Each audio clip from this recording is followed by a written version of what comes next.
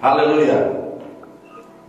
Terima kasih untuk kepercayaan dari Gembala Sempat dan Ibu Bapak Saudara sekalian untuk saya bisa melayani pada pagi hari ini di IPC di New York. Puji Tuhan, hari ini saya bersyukur saya bisa tiba lagi di New York. Secara fisik saya tetap di Indonesia, tapi roh saya itu sekarang berada bersama-sama dengan saudara, dengan Roh Kudus yang menuntunnya. Saya akan berbicara tentang hari Tuhan, bagaimana meresponinya. Mari kita akan baca dalam kitab Yoel pasal 2. Yoel pasal 2 ayat 1 dan ayat 2. Saya bacakan untuk saudara sekalian. Tiuplah sangkakala di Sion dan berteriaklah di gunungku yang kudus. Biarlah gemetar seluruh penduduk negeri, sebab hari Tuhan datang. Sebab hari itu sudah dekat. Suatu hari gelap gulita dan kelam kabut. Suatu hari berawan dan kelam pekat. Seperti fajar di atas gunung-gunung terbentang. Suatu bangsa yang banyak dan kuat. Yang serupa itu tidak pernah ada sejak purbakala dan tidak akan ada lagi sesudah itu turun-temurun pada masa yang akan datang. Nabi Yoel berbicara tentang hari Tuhan. Dalam pasal-pasal yang dia bahas pada awal dari dia diminta oleh Tuhan menyampaikan informasi kepada umat Tuhan, itu berkaitan dengan hari Tuhan. Hari Tuhan yang disampaikan oleh Nabi Yoel itu dalam dua perspektif. Yang pertama adalah hari Tuhan untuk umat Tuhan, khususnya bangsa Yehuda dan Israel, dua kerajaan yang telah terpisah, ya, tetapi merupakan satu bagian dari ketetapan ilahi sebagai umat Tuhan. Perspektif yang kedua, dia berbicara hari Tuhan, yaitu hari menjelang kedatangan Tuhan pada kali yang kedua.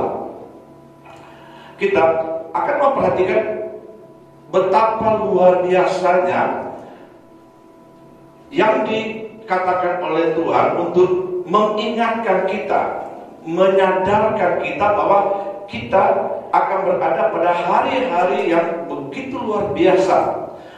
Kalau kita juga membaca dalam kitab Nabi Amos pasal 3, dalam Amos pasal 3 ayat 6, ayat 8, ayat 10 dan ayat 11 saya bacakan untuk saudara. Adakah sangkakala ditiup di suatu kota dan orang-orang tidak gemetar? Adakah terjadi malapetaka di suatu kota dan Tuhan tidak melakukannya? Singa telah mengaum, siapakah yang tidak takut? Tuhan Allah telah berfirman, siapakah yang tidak bernubuat? Mereka tidak tahu berbuat jujur, demikian firman Tuhan. Mereka itu yang menimbun kekerasan dan aniaya di dalam purinya. Sebab itu beginilah firman Tuhan Allah, musuh akan ada di sekeliling negeri, kekuatanmu akan ditanggalkannya daripadamu dan purimu akan dijarahi. Nah, kalau baik Nabi Yoel dan Nabi Amos, dia berbicara tentang hari Tuhan, bahwa hari yang dimaksudkan itu adalah penyerbuan yang begitu dahsyat yang ditujukan kepada umat Tuhan. Pertanyaannya, kenapa umat Tuhan diluaskan Tuhan untuk kemudian diserbu oleh kekuatan atau bala tentara yang besar? Dalam gambaran di sini, kenapa mereka harus terjebak dalam suatu situasi dan kondisi yang sangat berbahaya, yang tidak menguntungkan?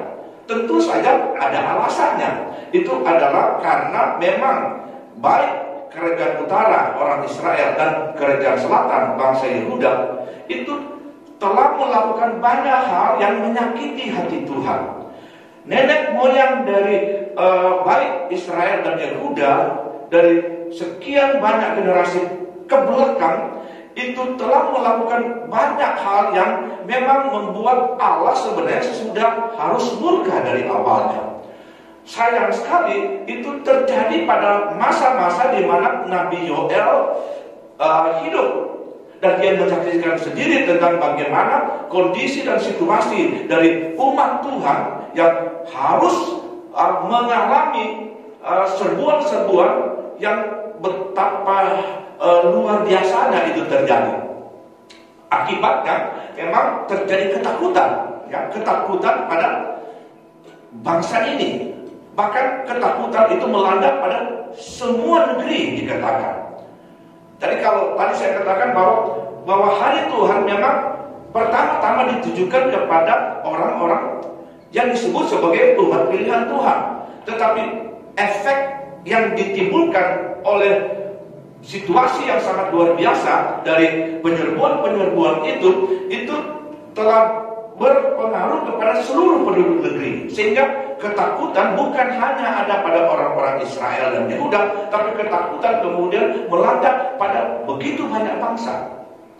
Kalau kita berbicara tentang ketakutan, tentu itu adalah hal-hal yang dapat saja kita alami sewaktu-waktu.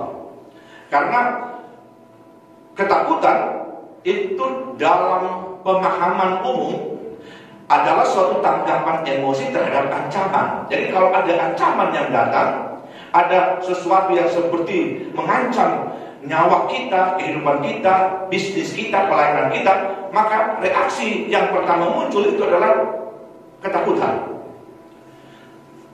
Dan menurut pengertian dari apa yang kita ketahui tentang ketakutan, rasa takut itu adalah suatu mekanisme pertahanan hidup dasar yang terjadi sebagai respons terhadap stimulus yang tertentu terjadi. Ya, ada rangsangan-rangsangan khusus yang kemudian membuat kita memberi respons. Respon yang kita munculkan itu adalah rasa takut. Seperti rasa sakit, kita pikir kita akan mati dengan penyakit itu, kita menjadi takut. Ancaman bahaya seperti saya katakan tadi. Jadi kalau kita berbicara tentang ketakutan, itu semua orang bisa saja mengalaminya. Apalagi seperti umat Tuhan yang mengalami ancaman serangan yang secara bergelombang dilakukan oleh musuh-musuh yang ada di sekitarnya. Maka mereka kemudian hidup dalam ketakutan. Nah, kalau kita bicara ketakutan, itu berbicara tentang semua orang bisa terjebak oleh rasa takut. Tuhan Yesus pada waktu berbicara tentang hari-hari menjelang kedatangannya pada kali yang kedua, itu akan terjadi satu gejolak yang sangat besar, satu kondisi yang sangat buruk. Ada begitu banyak hal yang akan terjadi, sehingga dikatakan oleh Tuhan Yesus dalam Matius 24, ya, dalam Lukas 21, di sana Yesus berkata bahwa orang banyak bisa mati akibat ketakutan dan kecemasan yang dahsyat. Karena hari Tuhan menjelang kedatangan Tuhan pada kali yang kedua. Kalau kita mencoba untuk melihat penyebab utama dari ketakutan global, rasa takut, baik karena umat Tuhan telah melakukan kesalahan dan Tuhan kemudian harus berbicara khusus pada mereka dengan cara yang seperti itu, maupun ketakutan akibat berbagai gejolak yang terjadi di dunia, ya, itu kita bisa lihat ada penyebabnya, ya, ada penyebabnya. Jadi ketakutan itu tidak hanya datang secara tiba-tiba orang menjadi takut, bukan, tetapi ada yang penyebabnya, ada yang mendahului, yang kemudian membuat ancaman itu datang pada masyarakat, kepada kita sekalian. Saya akan mencoba untuk mengelaborasi tentang bagaimana rasa takut global itu sekarang sedang terjadi di tengah-tengah masyarakat kita. Yang pertama, ya, sebab dari terjadinya ketakutan global atau ancaman yang besar datang menimpa umat manusia, itu karena kehidupan moral dan iman umat mengalami kerusakan fatal. Jadi kehidupan moral yang rusak itu bisa berbicara kepada seluruh masyarakat. Lalu kemudian kerusakan iman itu berbicara kepada orang-orang yang percaya, baik contohnya pada orang-orang Israel dan juga pada kita sebagai orang-orang percaya pada akhir zaman ini. Kita lihat bagaimana Tuhan meluaskan bencana itu bisa terjadi pada umat Israel, menggambarkan bencana itu bisa juga terjadi pada kita, pada dunia pada hari-hari ini. Di dalam Yoel pasal 1 ayat 4 ya, ditulis di sana, apa yang ditinggalkan oleh belalang pengerit telah dimakan belalang pindahan. Apa yang ditinggalkan belalang pindahan telah dimakan oleh belalang pelompat. Dan apa yang ditinggalkan belalang pelompat telah dimakan oleh belalang pelahat. Ini ada gelombang kerusakan yang dahsyat yang menimpa kehidupan umat Tuhan. Dulunya mereka itu bagaikan sebuah pohon. Pohon yang begitu subur, begitu baik, dengan buah-buah yang dinikmati oleh banyak orang. Tetapi tiba-tiba buah-buah itu menjadi busuk dan jatuh sebelum ragu. Karena apa? Karena ada belalang yang kemudian hinggap pada bagian buah itu. Sehingga kalau kita berbicara buah-buah kepada umat Tuhan, kita tahu ada buah roh, ada kasih, ada sukacita, ya, ada panjang sabar, dan ada 9 buah roh yang kita akan coba introspeksi tentang kehidupan kita. Kalau kemudian kasih pada umat Tuhan itu sudah kemudian menjadi tawar, sudah saling menyerahkan satu dengan yang lain, maka itu tandanya bahwa ada belalang atau ada serbuan yang begitu dahsyat yang membuat buah kita itu kemudian sudah mulai rusak atau busuk. Mungkin kita sudah tidak sabar lagi, kita itu gampang marah, kita kemudian melakukan hal-hal yang buruk dalam kehidupan kita. Itu artinya bahwa ada sesuatu yang sudah terjadi. Digambarkan di sana, orang-orang Israel kemudian kehilangan sukacita, kehilangan kegembiraan, kehilangan kasih. Tapi tidak cukup sampai di situ. Tiba-tiba ada belalang pindahan yang datang. Itu belalang itu kemudian menghancurkan semua ya kalau tadi buah, ini adalah daun-daunnya. Daun-daun menjadi rusak, gersang. Kalau kita berbicara tentang daun, kita berbicara tentang kebanggaan, kesuburan, kemakmuran, luar biasa. Tetapi tiba-tiba itu telah berubah menjadi sesuatu yang menakutkan pada kehidupan ini. Tidak sampai di situ. Ada kemudian belalang pelompat. Belalang pelompat itu adalah belalang yang kemudian disebutkan sebagai setelah sudah rusak baik buah maupun daun, sekarang dia datang kepada batang, pada batang, ya, pada hati dari batang itu dirusakkan. Dan kemudian dikatakan tidak cukup sampai di situ. Ada belalang yang lain yang kemudian menghantam akarnya, sehingga tidak mungkin bisa lagi hidup di pohon ini. Oh, saya berdoa supaya Tuhan akan memberikan kepada kita satu pencerahan, supaya kita memperbaiki sikap kita. Iman kita itu harus kita terus bangun. Dan kita berdoa supaya Tuhan menolong kita di tengah-tengah situasi yang begitu buruk dan situasi yang begitu berat sekalipun. Mari kita tetap melakukan apa yang dikehendaki oleh Tuhan. Saya senang berada bersama-sama dengan jemaat ini, jemaat yang penuh semangat dan penuh sukacita, yang terus konsisten dalam iman percayanya. Dan biarlah itu tetap terjadi supaya kita bisa menjadi pohon yang baik, yang bisa memberkati orang-orang sekitar. Jangan sampai kemudian terjadi masalah dan kemudian gelombang demi gelombang serbuan itu terjadi. Ini adalah gambaran yang sangat menarik yang perlu kita pelajari pada hari-hari ini. Ya, maka itu kita melihat tentang kalau suatu bangsa di mana kehidupan moralnya sudah berantakan, maka bahaya ya akan terjadi pada bangsa itu. Kita lihat apa yang dikatakan oleh Rasul Paulus dalam kitab Roma pasal 1. Saya akan baca Roma pasal 1 ayat 21, ayat 28 dan ayat 29. Perhatikan baik-baik. Sebab sekalipun mereka mengenal Allah, mereka tidak memuliakan Dia sebagai Allah atau mengucap syukur kepadanya. Sebaliknya pikiran mereka menjadi sia-sia dan hati mereka menjadi bodoh dan gelap. Dan karena mereka tidak perlu mengakui Allah, maka Allah menyerahkan mereka kepada pikiran-pikiran yang terkutuk, sehingga mereka melakukan apa yang tidak pantas, penuh dengan rupa-rupa kelaliman, kejahatan, keserakahan, dan kebusukan, penuh dengan dengki, pembunuhan, perselisihan, tipu muslihat, dan kefasikan.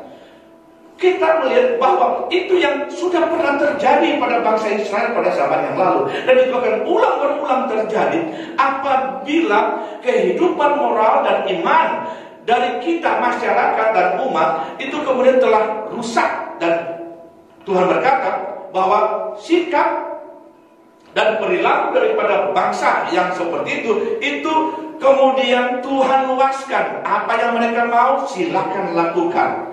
Kalau saudara baca seterusnya pada perikop yang dikatakan oleh Rasul Paulus, di situ kemudian disinggung tentang munculnya homoseksual, lesbianisme, munculnya berbagai kejahatan yang begitu buruk, terjadi perceraian dan terjadi hal-hal yang tidak berkenan.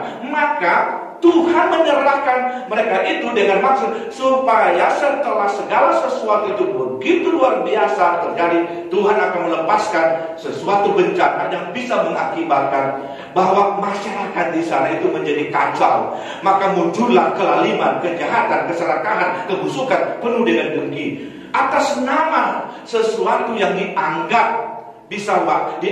wajar, itu bisa menciptakan kerusakan yang fatal. Kami membaca tentang apa yang terjadi pada negara di mana saudara tinggal, tentang hanya karena ada sesuatu kesalahan yang dilakukan oleh seseorang yang memang perlu dihukum, tapi tiba-tiba terjadi riot, terjadi sesuatu yang sangat hebat. Ini adalah peringatan untuk Amerika dan seluruh dunia dalam situasi yang berbahaya. Maksudnya juga kalau kita sebagai orang percaya, mari kita menghadap ke Tuhan dan berdoa, Tuhan tolong kami supaya kami tetap kuat dan akan menyongsong kedatangan-Mu pada kali yang kedua. Yang kedua, Tuhan meluaskan serangan, menghancurkan dan mematikan itu karena alasan-alasan yang saya sebutkan tadi. Dalam Yoel pasal 2 ayat 11, dan Tuhan memperdengarkan suaranya di depan tentaranya, pasukannya sangat banyak dan pelaksana firman-Nya kuat. Betapa hebat dan sangat dahsyat hari Tuhan, siapakah yang dapat menahannya? Di seluruh dunia kita sedang berhadapan dengan rasa takut akibat COVID-19. Kenapa itu kemudian sepertinya mengancam kenyamanan kita sebagai orang-orang yang percaya pada Tuhan?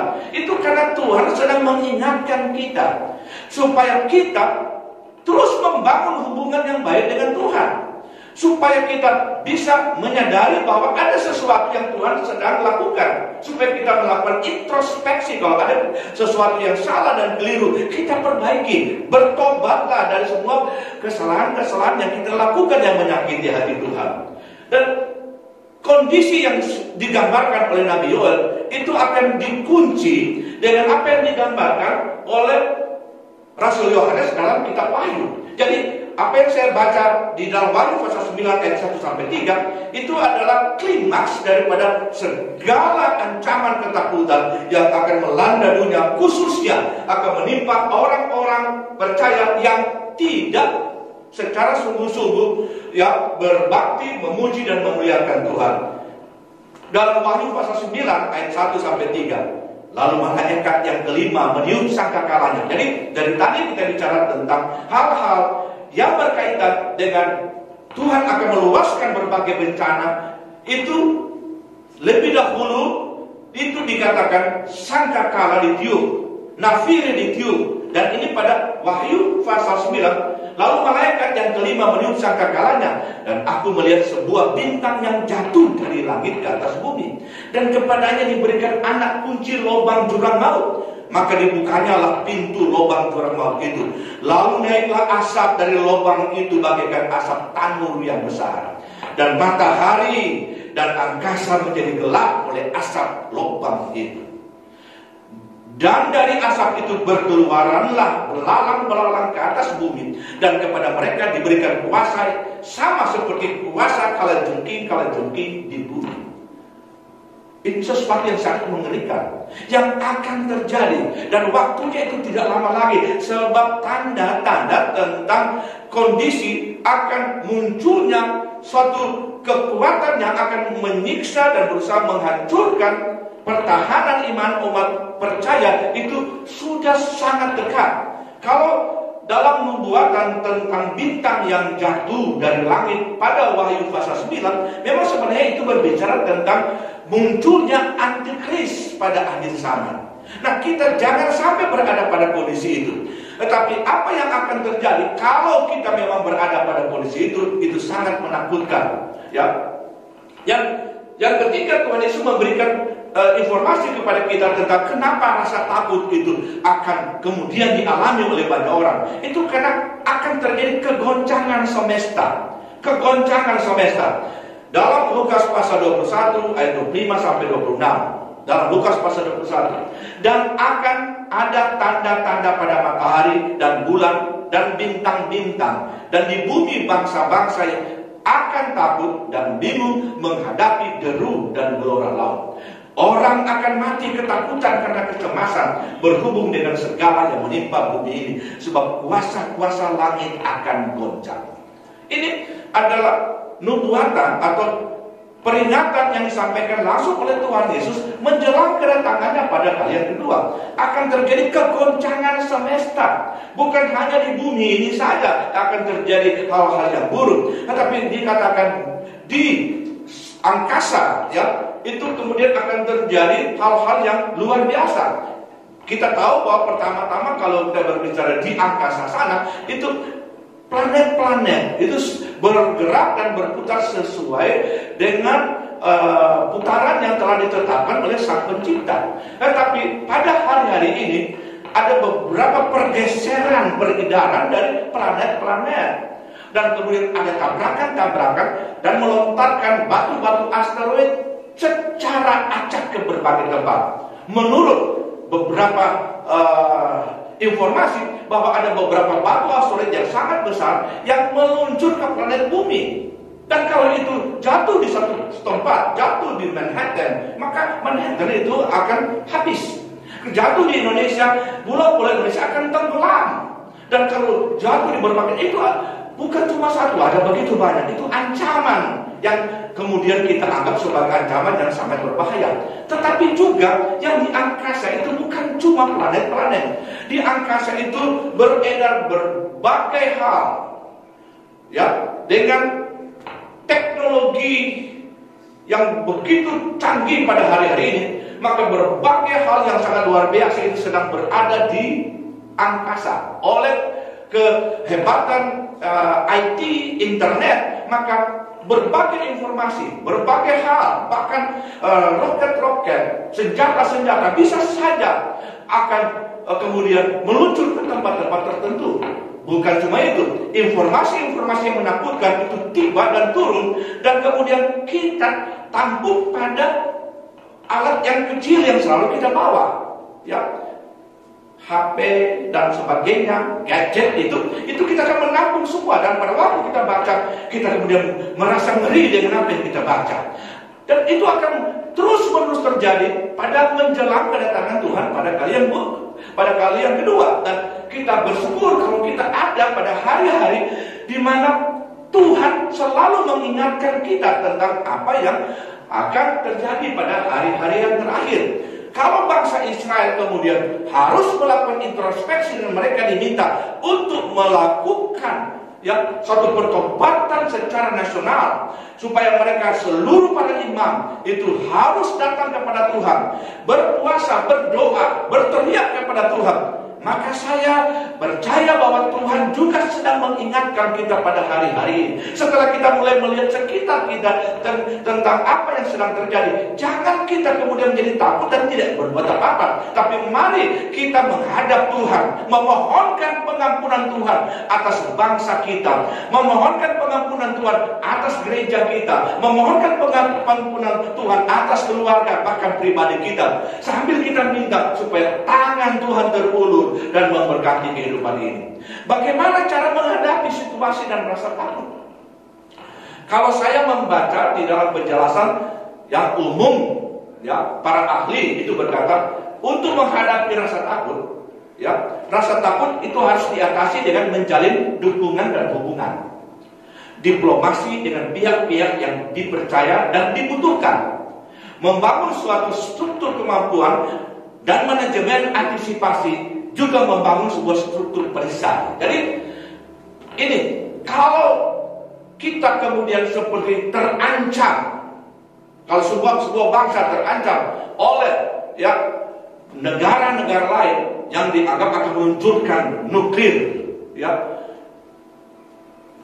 ke tempatnya, ke negara kita, maka perlu ada orang yang kemudian memiliki kapasitas atas nama negara melakukan diplomasi dengan bangsa itu, seperti yang terjadi antara Korea Utara dan Amerika Serikat. Maka ada jalur diplomasi di balik daripada berbagai gertakan, dengan ancaman-ancaman peluncuran dari peluru-peluru kendali atau bom nuklir di sana. Ya, itu harus ada orang yang melakukan suatu yang punya kemampuan atau kapasitas supaya bisa melakukan diplomasi dan dialog, lobby supaya bisa kemudian ancaman itu bisa reda. Tapi sekaligus membangun itu benteng, ya, perisai-perisai yang kemungkinan kalau akan datang kita akan aman di sana. Nah, ini sebenarnya yang juga kita bisa gunakan penjelasan seperti itu dalam kehidupan kita, karena kita memang sekarang sedang berada pada dunia yang tidak terlalu jauh beda dengan apa yang sudah dikatakan oleh Nabi Yoel dan Nabi Amos kepada bangsa Yehuda dan orang-orang Israel. Dan kalau saudara baca seterusnya, ya, bagaimana dimobilisasi seluruh imam, seluruh umat Tuhan berdoa, datang menghadap hadirat Tuhan. Dan karena mereka sungguh-sungguh datang kepada Tuhan, hati Tuhan digerakkan. Jadi mereka melakukan satu lobby, diplomasi, dan berbicara kepada Tuhan supaya Tuhan menolong mereka. Tuhan kemudian sayang pada mereka, supaya tentara besar, bom-bom yang mungkin sudah dilepaskan dan direncanakan untuk dilepaskan itu bisa ditarik kembali. Dan itu yang terjadi, dan kita lihat pada pasal 3, pasal 2 dan pasal 3 pada kitab Nabi Yoel. Jadi kita pertama harus datang pada Tuhan, bertobat dan datang pada Tuhan. Kita harus koreksi apakah ada sesuatu yang salah. Apakah kita juga merupakan orang-orang yang terjadi degradasi iman, ya, kehidupan mental, moral kita sudah terpengaruh oleh orang-orang duniawi yang memang hidupnya seperti itu. Kalau itu ada di antara kita sebagai umat Tuhan, kita datang pada Tuhan. Itu merupakan cara untuk kita memohonkan pengasihan Tuhan. Coba kita lihat dalam Yoel pasal 2, 12 sampai 13. Ya, di Yoel pasal 2, 12 sampai 13. Tetapi sekarang juga demikian firman Tuhan. Berbaliklah kepadaku dengan segenap hatimu, dengan berpuasa, dengan menangis dan dengan mengadu. Koyakkanlah hatimu, jangan pakaianmu. Berbaliklah kepada Tuhan Allahmu, sebab Ia pengasih dan penyayang, banyak sabar dan berlimpah kasih setia, dan Ia menyesal karena hukumannya.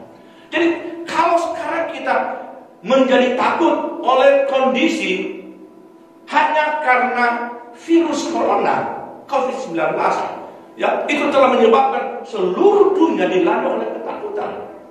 Memang kita berusaha untuk mengikuti anjuran dari WHO, atau juga oleh pemerintah kita, ya. Tetapi itu tidak cukup untuk kita bisa selamat dari ancaman bahaya ini. Kita harus koreksi Ada sesuatu yang salah yang saya sudah lakukan. Ada sesuatu yang buruk yang bangsa kita sudah lakukan. Disebutkan sekarang juga demikian firman Tuhan, berbaliklah kepadaku dengan segenap hatimu, dengan berpuasa, dengan menangis, dengan mengadu. Jadi kita datang pada Tuhan. Dialog yang kita bisa bangun adalah dialog yang dengan melepaskan semua emosi kita yang merasa bahwa kehidupan ini berbahaya, kita bisa hancur dan binasa. Tapi kalau kita datang pada Tuhan, Tuhan akan datang berbalik pada kita. Karena dikatakan, Dia Tuhan kita pengasih dan penyayang, panjang sabar dan berlimpah kasih setia-Nya. Yang kedua, puji dan muliakan Tuhan. Yang pertama tadi datang pada Tuhan sambil kita bertobat, menyadari kekeliruan kita. Yang kedua, puji dan muliakan Tuhan. Coba kita lihat dalam Yoel pasal 2 itu, dalam ayat 21-22, jangan takut hai tanah, bersorak-soraklah dan bersukacita, sebab juga Tuhan telah melakukan perkara besar. Haleluya. Ini jangan takut. Orang-orang yang sungguh-sungguh dengan Tuhan, jangan takut. Kalau kita telah melakukan kesalahan, kita perbaiki, kita bertobat. Tapi kalau kita tetap dengan Tuhan secara sungguh-sungguh, kita sebagai tanah yang tidak berdaya, Tuhan berkata, jangan takut, bersorak-soraklah, pujilah Tuhan, bersukacita, sebab Tuhan telah melakukan perkara besar.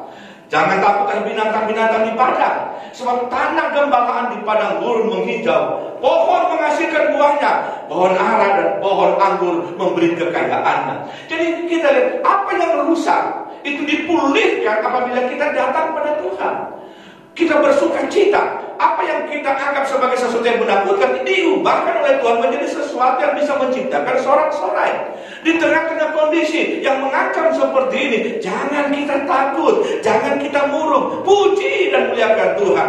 Saya senang pada waktu worship leader itu memberikan komentar tentang apa yang harus kita puji, apa yang kita harus muliakan. Dikatakan jangan kita takut, mari kita bersukacita. Memang itu yang harus kita lakukan. Dan kemudian ajak teman-teman, orang-orang di sekitar kita, supaya mari sama-sama rame-rame datang pada Tuhan. Kalau kita mau berdoa, berdoalah dengan sungguh-sungguh. Kalau kita mau berpuasa, berpuasalah dengan benar. Dan mari kita muliakan Tuhan di dalam kehidupan ini. Karena kita yakin bahwa Tuhan pasti akan memberikan pertolongan pada waktunya. Bahkan Dia mengutus penolong yang sangat luar biasa, yang dahsyat. Karena dalam kitab Nabi Yoel kita lihat, di tengah-tengah situasi yang berbahaya tadi, Tuhan berkata, mari kita puji dan muliakan Tuhan. Karena kita lihat Tuhan punya rencana yang besar. Dalam Yoel pasal 2 ayat 28-29. Kemudian daripada itu akan terjadi bahwa aku akan mencurahkan rohku ke atas semua manusia. Haleluya. Maka anak-anakmu laki-laki dan perempuan akan bernubuat. Orang-orangmu yang tua akan mendapat mimpi. Teruna-terunamu akan mendapat penglihatan-penglihatan. Juga ke atas hamba-hambamu laki-laki dan perempuan akan kucurahkan rohku pada hari-hari itu. Jadi kita lihat tentang bahwa suasana itu berubah karena umat Tuhan sudah datang kepada Tuhan. Karena umat Tuhan memuliakan Tuhan, maka Tuhan bukan cuma memberkati tanah mereka dan mengeluarkan hasilnya. Bukan Tuhan cuma memberkati saudara-saudara, teman-teman yang ada di New York dan sekitarnya. Tetapi Tuhan berkata, pertolongan Tuhan itu tidak main-main. Ya, pertolongan Tuhan luar biasa. Karena dikatakan pada kemudian daripada itu, jadi setelah orang-orang percaya mulai bersukacita, mulai melakukan introspeksi dan bertobat dan datang pada Tuhan, Tuhan mencurahkan rohnya ke atas semua manusia. Roh di sini itu adalah Roh Kudus. Ayat ini dikutip oleh Rasul Petrus pada waktu dia mempertanggungjawabkan peristiwa di kamar loteng Yerusalem. Karena ribuan orang datang mencari tahu apa yang sudah terjadi di sana pada hari Pentakosta. Pada hari Pentakosta itu, Petrus kemudian berdiri dan dia mengutip ini, bahwa peristiwa yang terjadi di atas kamar loteng Yerusalem itu adalah pencurahan roh Tuhan ke atas kami sebagai orang-orang percaya. Tuhan mengubahkan Petrus, mengubahkan Andreas, mengubahkan murid-muridnya. Tuhan mengubahkan 120 murid. Mereka kemudian menjadi saksi yang dahsyat dan luar biasa. Hari itu 3.000 jiwa bertobat. Ini berbicara tentang mulai terjadi satu pergerakan yang besar. Bagaikan pohon sudah mulai rimbun, dan kemudian buah-buah itu kembali dipulihkan oleh Tuhan. Saya berdoa supaya teman-teman, jemaat Tuhan, hamba-hamba Tuhan yang ada di New York, di Queens, yang sekarang sedang mendengarkan apa yang saya katakan, biarlah Tuhan akan pulihkan kembali apa yang hilang. Ya, kalau saudara membaca pada ayat-ayat sebelum ayat ini, Tuhan berkata, apa yang telah dimakan habis oleh belalang pengering, oleh belalang pelompang, oleh belalang pelahap, dan semua jenis belalang, itu dipulihkan. Jadi jangan takut. Ya, apa yang sedang terjadi memang bagi orang-orang yang tidak bertobat, tidak percaya, itu takut. Bagi orang-orang dunia bisa menjadi takut dengan gejolak yang menimpa bumi ini. Tapi bagi orang-orang percaya tidak akan ada sesuatu yang menakutkan, karena pertolongan itu datang dalam kekuatan yang dahsyat. Kalau saudara membaca pesan Tuhan Yesus kepada murid-muridnya dalam Kisah 1 ayat 8, ya, yang kita tahu bahwa kamu akan beroleh kuasa kalau Roh Kudus turun ke atas kamu. Jadi kita akan mendapat kuasa kalau Roh Kudus turun ke atas kamu. Dalam Yohanes pasal 14 ayat 16 sampai 17, Yesus berkata, aku akan minta kepada Bapa, dan Ia akan memberikan kepadamu seorang penolong yang lain, supaya Ia menyertai kamu selama-lamanya, yaitu Roh kebenaran. Dunia tidak dapat menerima Dia, sebab dunia tidak melihat Dia dan tidak mengenal Dia. Tapi kamu mengenal Dia, sebab Dia menyertai kamu dan Dia di dalam kamu. Dia itu yang penolong yang ajaib, Parakletos, yang menolong, ya, gembala, ya, menolong jemaat, menolong kita sekalian, bukan orang besar biasa, ya. Presiden yang luar biasa yang kita unggulkan, Donald Trump, ada ketika-ketika dia tidak bisa menolong, apalagi pada situasi sekarang. Ya, dia harus dibawa ke ruang khusus, ya, bunker itu, karena rasa takut, bukan cuma dari dia tapi seluruh yang ada di istana. Dia tidak mampu pada situasi tertentu, tapi penolong yang akan terus menjaga kita di tengah-tengah situasi yang chaos, situasi yang berbahaya pada hari-hari ini menjelang kedatangan Tuhan, itu adalah Dia, Tuhan sendiri, Allah yang menciptakan langit dan bumi. Dia itu adalah penolong yang ajaib, Roh Kudus. Dan dikatakan Roh Kudus akan memberikan kita power, kuasa untuk mengatasi berbagai situasi yang sulit. Jangan takut teman-teman yang ada di Queens, yang ada di New York. Apapun yang terjadi, silakan terjadi, karena Tuhan akan menolong saudara. Karena kita sudah datang kepada Tuhan, kita sudah muliakan Dia, kita mengambil keputusan untuk terus percaya kepada Tuhan. Maka ayat yang terakhir saya katakan kepada saudara dalam Yesaya 41 ayat 10. Jangan takut, sebab aku menyertai engkau. Jangan bimbang, sebab aku ini Allahmu. Aku akan meneguhkan, bahkan menolong engkau. Aku akan memegang dengan tangan kananku yang membawa kemenangan. Kita survive, hidup dan berkemenangan di tengah-tengah kondisi yang sangat mencekam pada hari-hari ini. Karena penolong kita itu adalah Roh Kudus. Dia adalah Parakletos, dan Dia menyertai kita sampai Dia datang, Yesus Kristus, pada kali yang kedua. Kita berdoa. Terima kasih Tuhan, karena Engkau adalah Tuhan yang memberikan kemampuan dan kekuatan kepada kami pada hari-hari yang jahil. Memang akan ada hal-hal yang buruk yang mungkin terjadi, karena memang Engkau akan melakukan perkara-perkara yang bisa membuat orang-orang percaya itu harus berbalik dan kembali kepada Tuhan. Dan apabila itu terjadi pada kami, terima kasih Tuhan. Tuhan telah menegur kami supaya kami tidak melakukan lagi hal-hal yang buruk dan jahat, supaya kami tetap memuliakan Tuhan. Berkatilah pelayanan dari umat Tuhan, dari hamba Tuhan, Pastor Heri Wetullah, suami istri, dan seluruh para pelayan yang ada di jemaat di sana. Berkati mereka dan seluruh umat Tuhan. Dilindungi, dipelihara, dan ditolong oleh Tuhan. Kami bersyukur untuk firman-Mu. Hidupkanlah itu. Dalam nama Tuhan Yesus Kristus. Haleluya. Amin.